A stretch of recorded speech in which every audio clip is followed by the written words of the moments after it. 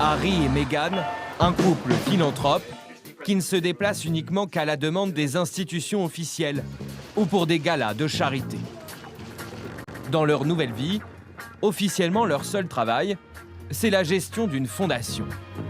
Donc là, c'est leur site de leur fondation. La fondation Archewell a notre objectif principal est tout simplement de faire le bien.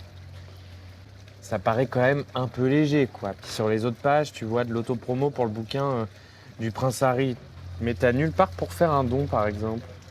Nous nous sommes plongés dans les comptes officiels.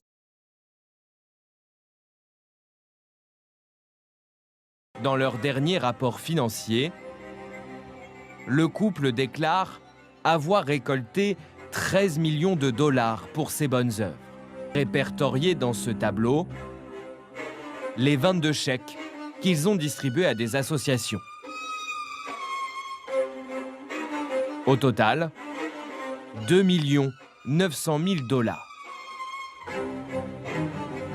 Autre dépense significative, 1 million de dollars.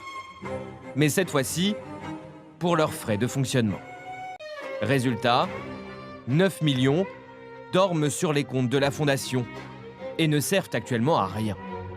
Pourquoi tout cet argent n'est-il pas utilisé à faire le bien, comme le prévoit leur fondation? Ce décalage entre les chiffres et leur discours philanthrope n'est pas totalement inédit pour le couple.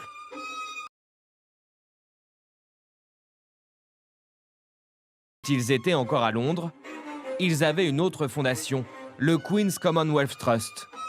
Pour l'année 2020, ils avaient récolté 782 000 livres de dons.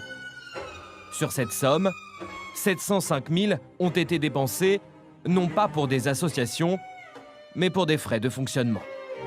En clair, 90% de l'argent n'a jamais aidé personne.